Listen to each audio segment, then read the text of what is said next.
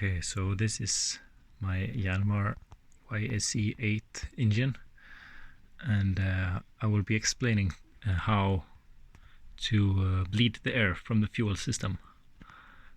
Some backstory is when I got this boat, it had been standing for a bit over a year with diesel in the tank, and here in Sweden we use some additive to the diesel for the environment, but that also allows bacteria to grow in the diesel. So after a bit over a year, there was at least a year, there was some water in the tank from condensation and also from the diesel, from the bacteria. It had started growing algae inside.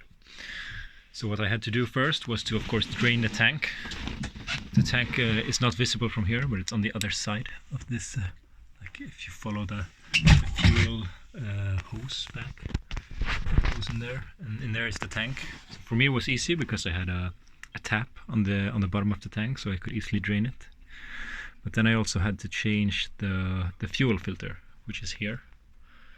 And after that, the system has to be bled of air.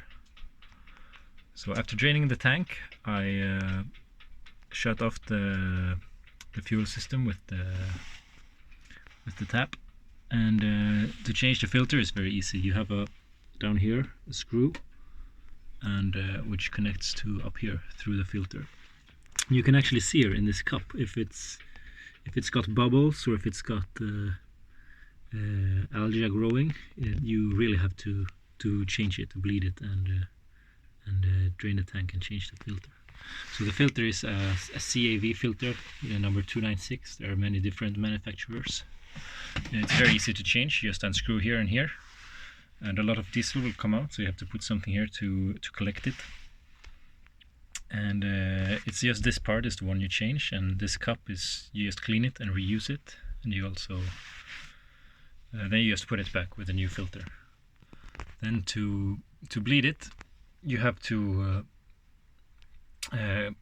get some pressure in the fuel system. So to do that, I installed this like simple primer pump. I didn't have anything like that on my boat, so it was a very easy install and very cheap, like €5 for the pump and the clamps. And you just cut the hose and put the pump there. And then to bleed the system, I bled it in 2 points because the fuel comes from here, this hose, and it goes out from here to the actual fuel pump. But to bleed it, it's this screw here, so it's the one next to the one attaching the filter. So you just open this a little bit, and you pump on the primer pump, and first you will hear air coming out and bubbles. Then you wait until till it's just diesel coming out, and then you can close it again. And then you just follow the fuel hose, goes to the pump, then it comes back down here from behind. I'm not sure if you can see it, and it goes into the engine here. And this is also the second place where you will bleed it. So you just open this a bit. Oops, sorry. This screw here, for me, was very tight on the engine, so I had to use a lot of force. And I'm not sure, I think I used an adjustable wrench, but of course if you have like a normal wrench of this size, it's better. You can almost see it's been a little damaged.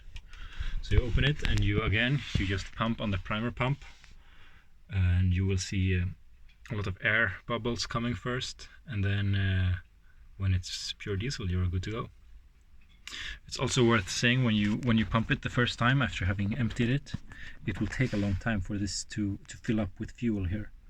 So you have to pump it for a while. And of course, if you have this screw open, it will be bubbling all the time until it's filled. So you just have to remember that. And this one is very easy the filter is very easy to change, but when you put it back, you have to make sure you put it back.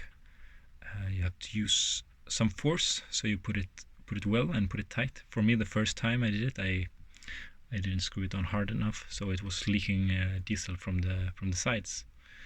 And it's just, I thought I had enough power, but obviously not. You have to screw it quite hard.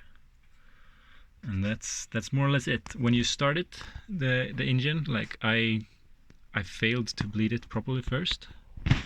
And it's important when you use the starter engine that you only use it for 10 seconds at a time, maximum. And when you have tried it once, you have to wait at at least half a minute before you go again. Otherwise the starter engine can become damaged. Yeah, that's it. Good luck with fixing the engines. Bye bye.